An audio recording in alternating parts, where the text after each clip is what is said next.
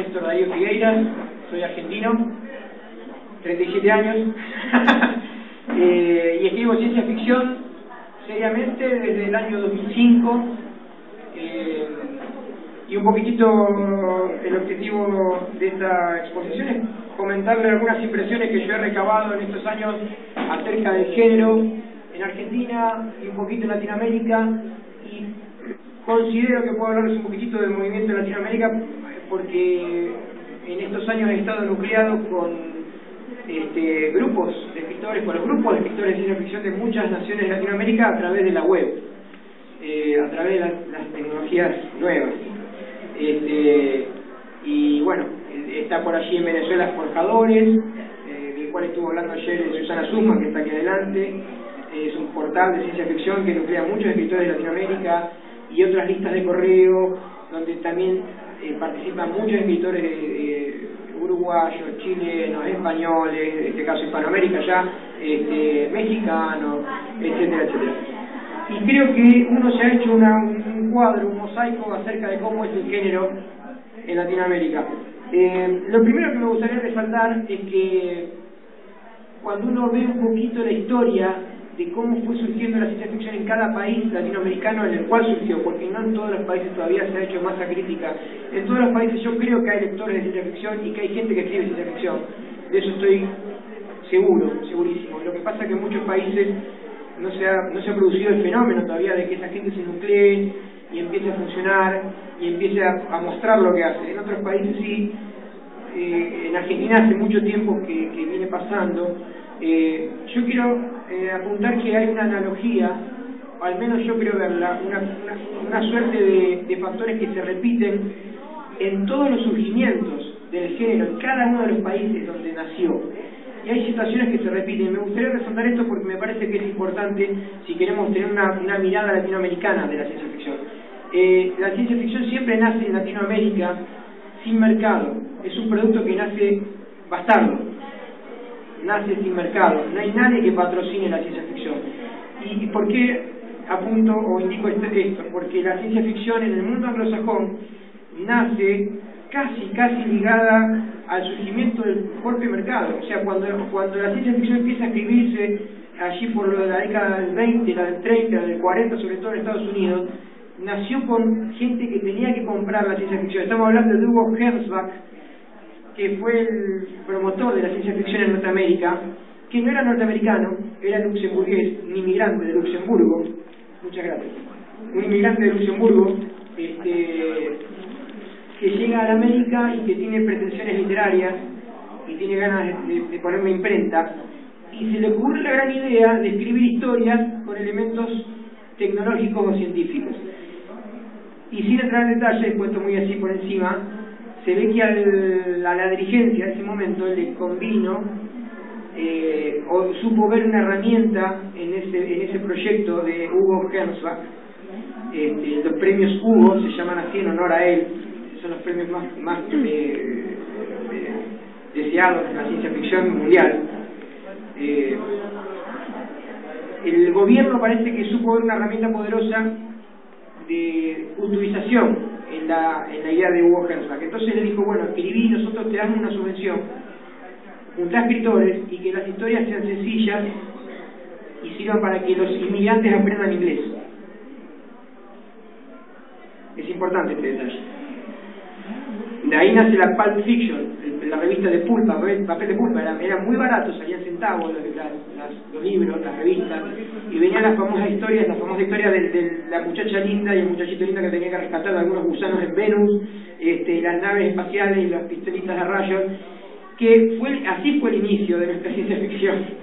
Y que hoy día tal vez muchos renieguen de ese comienzo porque realmente no nos ha ayudado. Y hablábamos recién afuera con algunos de ustedes que están acá, que eso valió, o ese inicio valió que mucha parte del academicismo literario diga que la ciencia ficción no es un género, o no es una literatura válida o profunda. Pero la ciencia ficción ha evolucionado, ha cambiado. A lo que voy es esto: en Estados Unidos, en el mundo anglosajón, la ciencia ficción nace con un mercado dispuesto a comprarla, con un apoyo del gobierno para que se compre. En Latinoamérica nunca ocurrió tal cosa, en ningún lugar. La ciencia ficción el rock también, algo que estuvimos hablando ayer en la Universidad de Casagrande, estuvimos hablando del vínculo que hay entre ciencia ficción y rock. Yo soy músico también, tengo una banda, soy productor musical. El rock en los países latinoamericanos, en los países tercermundistas, nace también bastardo, nace guacho, como decimos en Argentina. ¿Por qué? Porque nadie quería escuchar esa música. Mejor dicho, había gente que estaba queriendo escuchar algo nuevo. A la ciencia ficción le pasó lo mismo, había gente que quería leer algo nuevo, ideas nuevas, pero no había masa crítica y no había apoyo de nadie. Y esto pasó en todos los países de Latinoamérica. Hubo algunos que tuvimos más suerte porque tuvimos una tradición, y hablo de Argentina, teníamos una tradición del cuento fantástico que ayudó a la ciencia ficción de alguna manera. Y ahí estamos hablando de Borges, estamos hablando de Cortázar y sobre todo de Bioy Casares.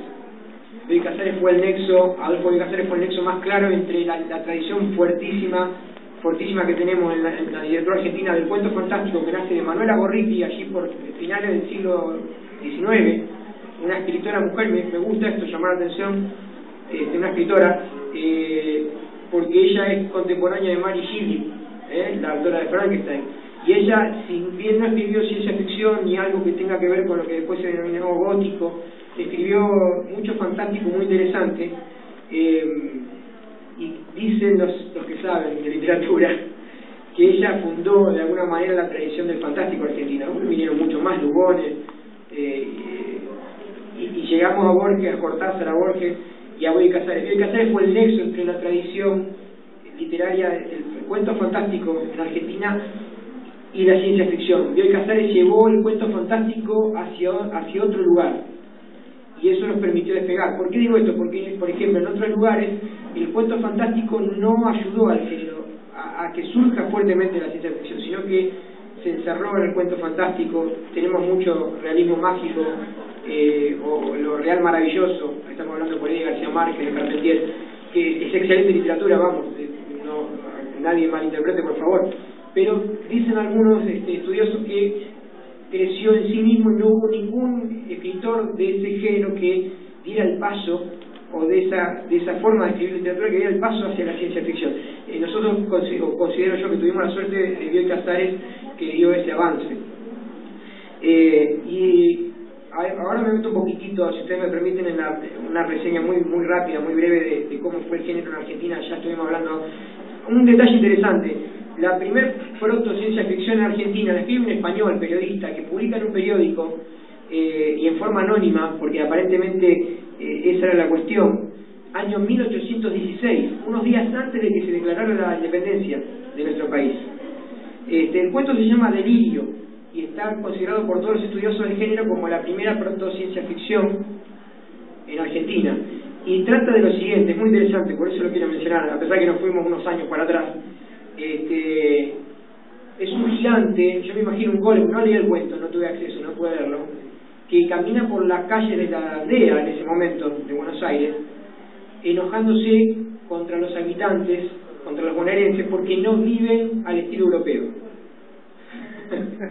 Es muy interesante el dato, porque esto fue escrito por un español, fue escrito unos días antes de la declaración de la independencia de la corona española. Y es muy interesante porque tiene un valor prospectivo este cuento, Delirio, porque durante los próximos 100 años la dirigencia argentina, en su inmensa mayoría, va a intentar europeizar el país. Y es algo que todavía estamos sufriendo, o sea que ese cuento de alguna manera dictaminó una conducta, y se considera la primera proto-ciencia ficción. Hablamos de Manuela Gorriti, hablamos de Lugones. Hay un nombre que no podemos obviar, que es el naturalista Holmberg, Eduardo Holmberg. Él fue el primer escritor de ciencia ficción, o de escritos que pueden considerarse de verdadera ciencia ficción. Era naturalista, era un hombre de la generación del 80. En la literatura argentina, la generación del 80 fue un grupo de escritores, Esteban Echeverría, bueno, unos cuantos, que se nuclearon con intereses comunes y con ideas progresistas. Estamos hablando de comienzo, un poquito antes del comienzo del siglo XX, y las ideas de Augusto Comte bajaron, vinieron de Europa, y el progresismo instala una idea muy interesante. Lo menciono por lo siguiente: sin la idea de progreso, aunque obviamente no fue buena tomarla como se tomó, pero sin idea del progresismo no había un constructo, una base, un andamio sólido para escribir ciencia ficción como la conocemos hoy. Por eso es interesante que esa ideología o esa manera de ver, esa cosmovisión bajara al cono sur y un escritor como Eduardo Holmberg la tomara para empezar a escribir cuentos donde él habla, por ejemplo, de rayos láser. Lo que pasa es que obviamente no les pone rayos láser, les pone un haz de luz condensada. Y literalmente le estoy diciendo la frase. Y estamos hablando del año 1890, casi un contemporáneo de H.G. Wells. Wells, en el mundo anglosajón, me parece una anomalía, porque cuando todo el mundo está pensando en el progresismo, está pensando en lo positivo de la ciencia y que la ciencia nos va a llevar a la gloria y nunca va a haber una distopía, ni la posibilidad de un Chernobyl, ni un Challenger que explote antes de salir de la atmósfera, no va a pasar nunca nada de eso. Esa es la idea del progresismo. La ciencia le soluciona todos los problemas del hombre. Recuerden que todavía estaba muy fresco el iluminismo. Si bien ya había una cosa de idea progresista continua que nunca se iba a tener, y Wells es el primero que dice no va a ser así, y escribe La máquina del tiempo, por ejemplo, ¿no? Y empieza a hablar de cosas negativas cuando todo el mundo quería cosas positivas, y Wells empieza a hablar, no, pero puede pasar esto, que la raza humana se divide en dos especies y unos coman a los otros. Nos hace embarrado la cosa, Wells.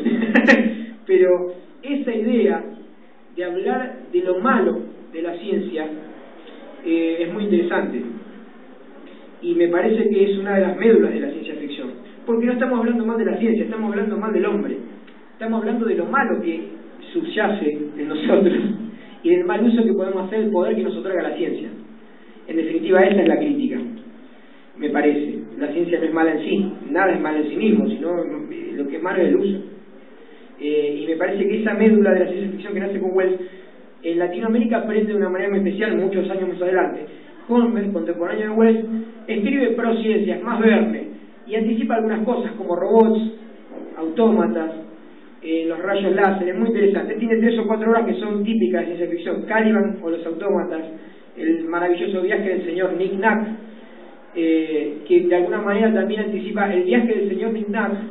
Es un viaje a la luna a causa de una transmigración. No hay ninguna cuestión tecnológica porque, bueno, no había tampoco mucho para pensar a ver de qué manera tecnológica se viajaba a la luna.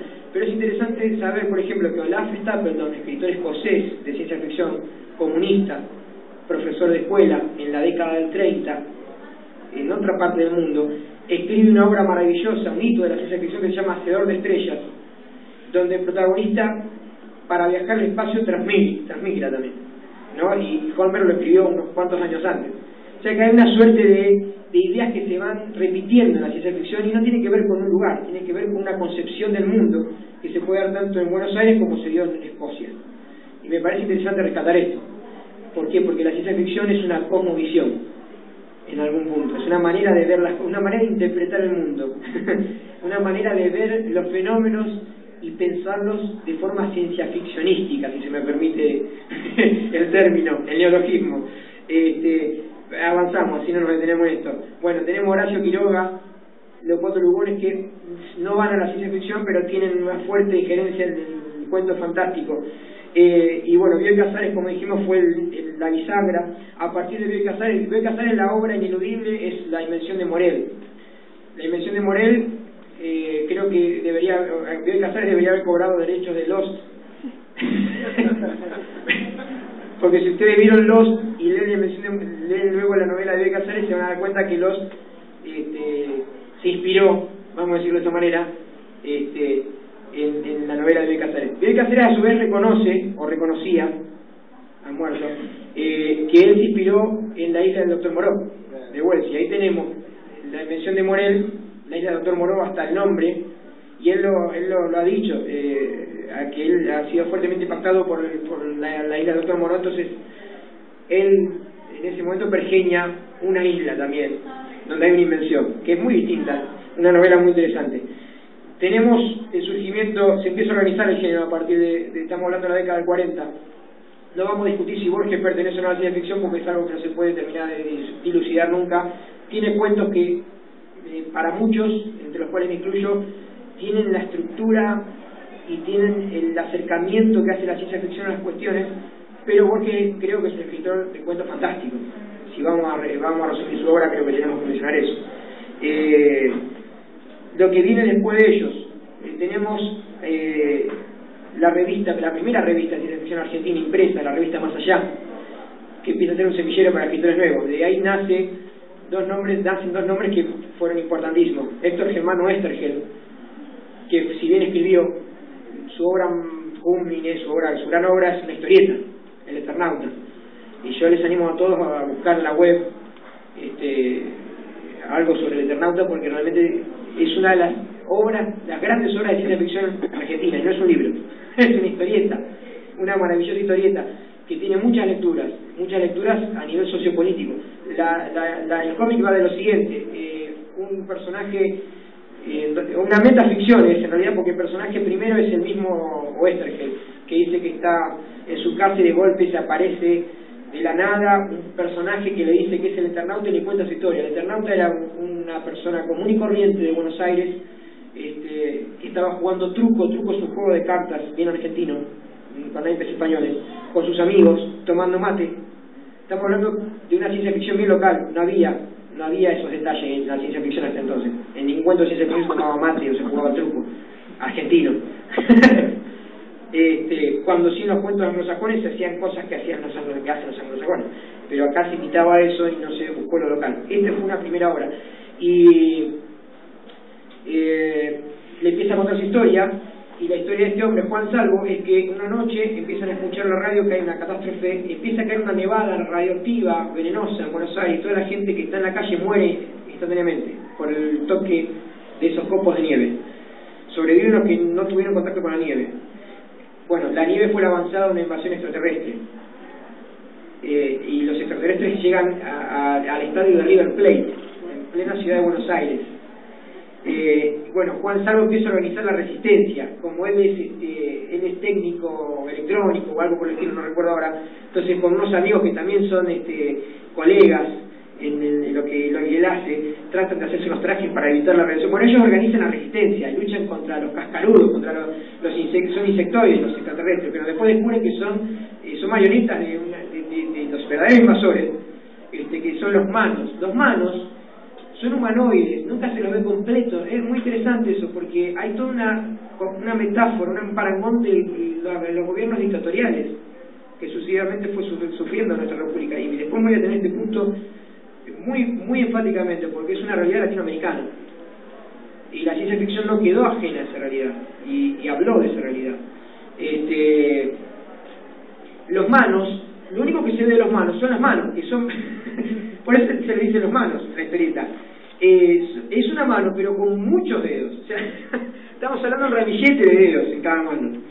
Y nunca lo ves de cuerpo completo, de cuerpo entero a los tipos, pero ves las manos siempre. Y es amenazador ese símbolo de ver una mano con tantos apéndices, humanos, casi humanos. Y muchos estudiosos de la obra de Oesterheld aclaran que Oesterheld fue, como decimos en Argentina, chupado, entre comillas, o sea, fue secuestrado y desaparecido por el último gobierno de facto, porque alguien se dio cuenta que estaba hablando mal de ellos. No se exilió, hubo muchísimos artistas que se exiliaron, músicos, escritores. Él no fue al exilio y fue desaparecido en el último proceso militar. Los manos son los militares, son las botas, como decimos nosotros. Y el Eternauta tiene un gran valor. Él escribió la primera versión, escribió la segunda dibujada por otro dibujante más modernista, estamos hablando del 70, y quería hacer una novela de todo ese universo que es muy vasto y muy rico, no la pudo hacer. Como pasó con la obra de Lovecraft, que mucha gente la siguió adelante luego de su desaparición, lo mismo pasó con el Eternauta de Oesterheld. Mucha gente hoy día sigue escribiendo fanfic del Eternauta y novelas que son reconocidas como parte del universo del Eternauta, o revistas o cómics. Es una obra que yo les recomiendo que ustedes traten de buscar en la web todo lo que puedan, porque es maravillosa y es muy reveladora. Y me quería detener esto de los gobiernos de facto. La ciencia ficción no estuvo ajena a eso, y hay muchísimas obras que han tratado de montar una visión distópica, pero en clave. ¿Por qué? Porque algo que sucede en Estados Unidos con el macartismo, ¿no? El macartismo empieza a considerar a todos los artistas subversivos, ¿no? Estamos hablando de Bertolt Brecht en Estados Unidos, que fue perseguido. Estamos hablando de un montón de gente. Entre los escritores de ciencia ficción, Howard Fast, un gran escritor anglosajón de ciencia ficción que fue perseguido, que estaba en listas negras. ¿Por qué? Porque el arte era subversivo de por sí y era comunista de por sí. El macartismo decía eso. Entonces, eras culpable y tenías que demostrar que eras inocente, pero de movida eras culpable. Y en Argentina, si bien no hubo un macartismo como tal, hubo una persecución, y la ciencia ficción como el rock tuvieron que escribir denunciando eso, pero en clave. Como la inteligencia militar, el término inteligencia militar es un sinsentido, por momento, porque parece que no concuerda la inteligencia con el militarismo, no se daban cuenta. Había muy buenas, y hay muy buenas obras de arte, tanto en la música como en la literatura, que uno se da cuenta de que está denunciando y está de alguna manera en contra de la realidad política, y ellos no se dan cuenta, creo yo, que no se dan cuenta, porque la inteligencia militar falla. Y la ciencia ficción se ocupó en muchas obras, y yo creo que en Latinoamérica hay muchas, pero no me quiero detener, así avanzamos. El otro nombre que surge más allá es Pablo Campana, que es uno de los ejes de la ciencia ficción argentina sin escribir ficción. Él es ensayista y él es estudioso del género, y es raro que en un movimiento un crítico le sirva al género. A veces no pasa, o más la mayoría de las veces no pasa. En nuestro caso, Campana fue un gran impulsador del género, tiene varios libros, ensayos sobre Philip Dick, sobre Ballard, sobre Gordon Smith, y sobre autores argentinos. Vamos a hablar de los 80 para esta parte. Surge una gran camada de escritores, se organiza, surge la revista Minotauro, y El Péndulo, que fue El Péndulo fue la gran revista de ciencia ficción argentina, tiene 16 números nada más. Surge después del inicio de la democracia, y la democracia comienza, o mejor dicho, el último gobierno de facto en Argentina cae con la derrota de la guerra de Malvinas. El gobierno no tiene más sustento, y encima que ya se estaba descubriendo lo que pasaba con las desapariciones y la derrota de Malvinas, no tiene más sustento para seguir montando su farsa. Entonces viene la democracia y hay un florecimiento de un montón de cosas, entre ellas la ciencia ficción.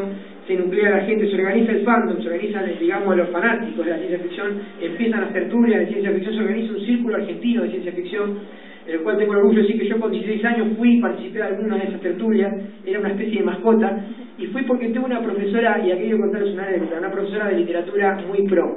Yo creo que todos tenemos algún profesor, en la escuela media, en la universidad, que nos ha marcado positivamente, otros negativamente, seguramente los hay también, pero positivamente que nos ha impulsado. Yo tuve un par de profesoras, la profesora Santoyani y la profesora de Pérez del Río, que me han impulsado a escribir, y a escribir lo que escribía, porque leían mis redacciones y consideraron que valía la pena. Y ella me llevó una vez un anuncio de periódico, Pérez del Río me dice: tenés que ir acá al concurso. Había una categoría en un concurso del Círculo Argentino de Ciencia Ficción en el año 91 para escritores de escuela secundaria, y yo estaba terminando secundario, la escuela media. Entonces fui, me presenté y participé, y en el jurado estaba Bioy Casares, y yo no fui a recibir, porque de hecho gané una mención, no fui a recibir el premio porque estaba seguro que iba a perder.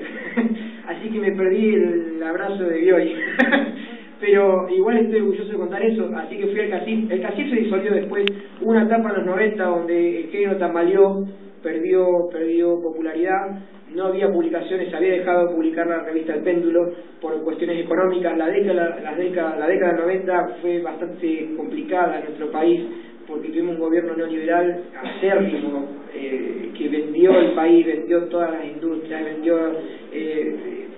hizo un desvalijo al país impresionante. Obviamente que del presupuesto nada iba para cultura, nada iba para educación, y vivimos unos 10 años donde se perdieron 10 años, se deseducó a una generación o más.